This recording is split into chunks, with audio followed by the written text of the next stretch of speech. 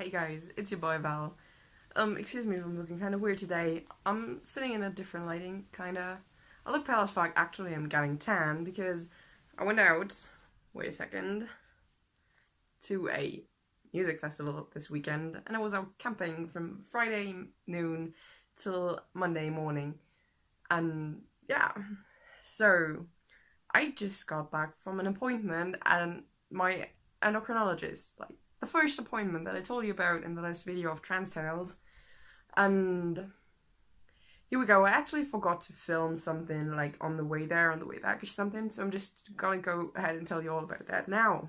First of all, I got there already having like my first judgment kind of thing by a psychologist and an expert in the trans field who sent me there.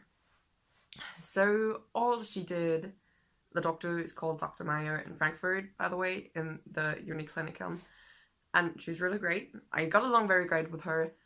The first thing was like why I was there and whether the name I used. I was actually already using something else, so props to her for asking that. She's had a lot of trans patients, so maybe that's what she knows, to just go ahead and ask like that.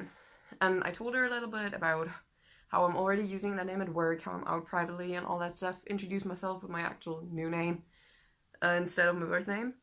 And then she went ahead and told me a lot of different facts about getting on testosterone. This includes things that will happen on T versus things that will not happen on T, and also side effects that I may not want to happen on T, but that do happen eventually, because after all, getting your body closer to a cis male's body by taking testosterone will also get the effects of being closer to a cis male body, like a higher risk of heart attacks and high blood pressure, which is just higher in cis males than it is in cis females. But still, the risk to get a heart attack is not as high as it would have been if I had been a cis guy. So I'm totally fine with taking that risk. It's cool for me.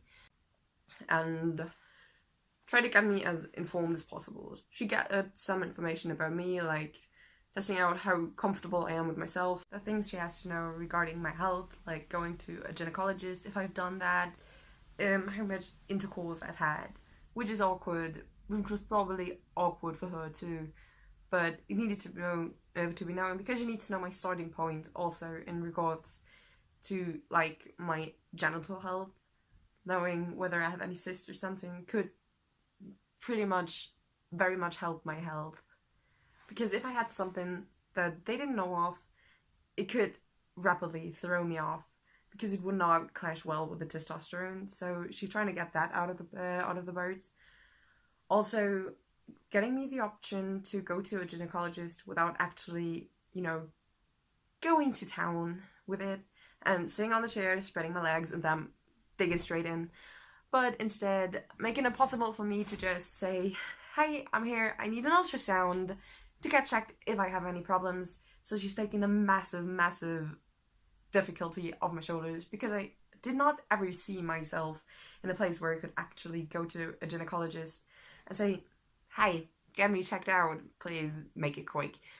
I don't think like dysphoria is giving me the option to do that just now, which also means I could probably not do important things right now that I should do, like cancer screenings or something, which I encourage you all to do, even though I'm a bad role model and probably won't anytime soon, because I don't see myself in the mental condition to do it.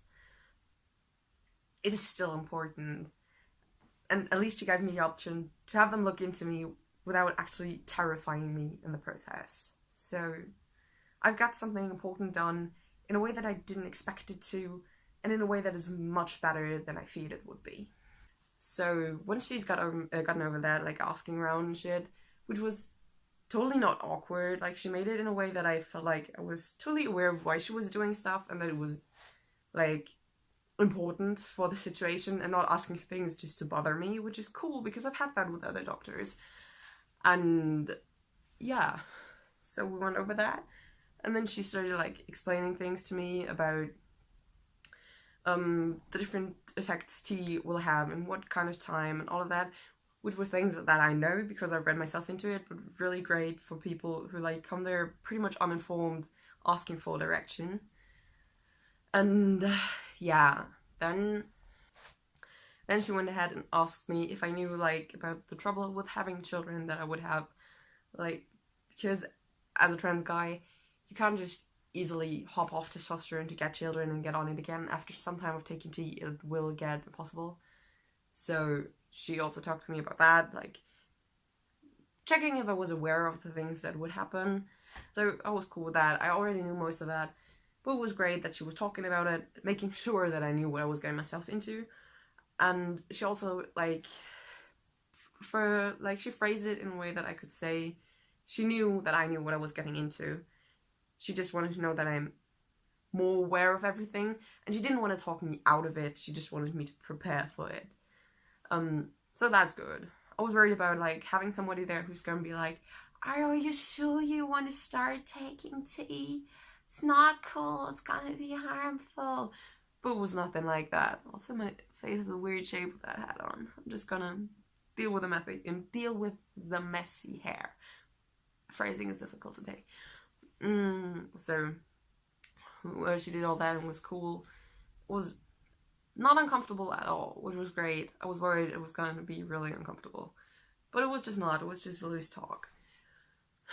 Next thing she was doing, she told me what we were going to do the next time, and that time there's things like still leading up to that process, which were the gynecologist letter writing that just, I'm fine, I'm not fine, whatever.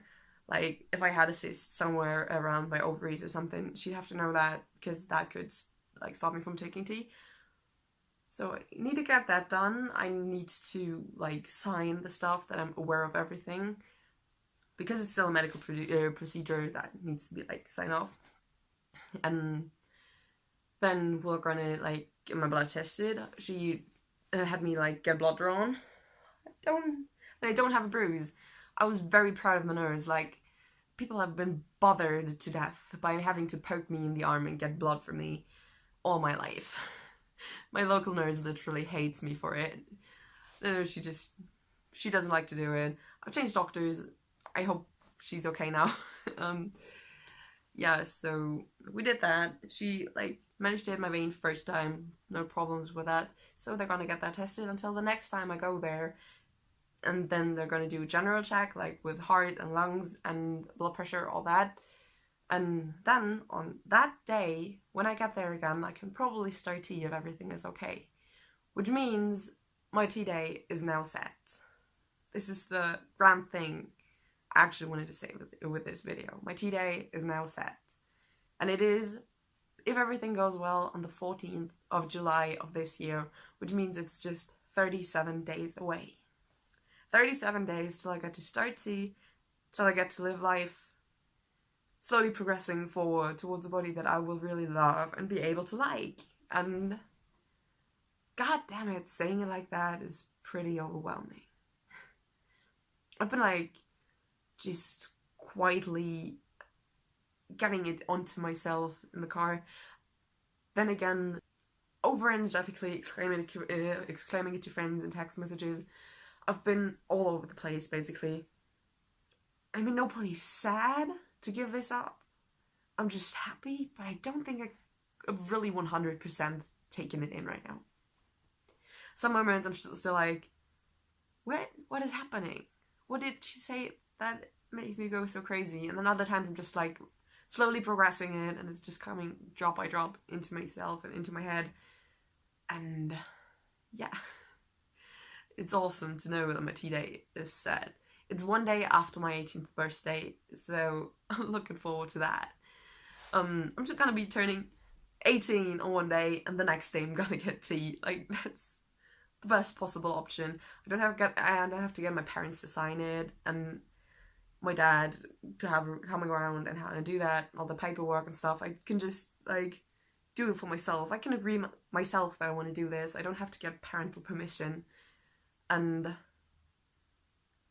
the day after I'm 18 is the day I'm going to be actually start to properly be a testosterone driven dude. Isn't that great to say? I'm still not really getting the hang of that. I'm going to take testosterone in like just over a month. I don't know. I hope that kind of like took the fear away if you ever have to go to an endocrinologist soon, if you don't know really what to expect. I can tell you it was really chill for me. It was okay. It was not too bad. They can help you with it. They've probably been taught how to help you. They have experience if you've found a good endocrinologist who's worked with transgender people before. And it's nothing to be scared of. It's actually quite awesome. I hope you're alright. I finally am now. I'm gonna log off and I hope you all have a nice day, night, morning, whatever it's yours right now. And we'll see each other soon. Bye.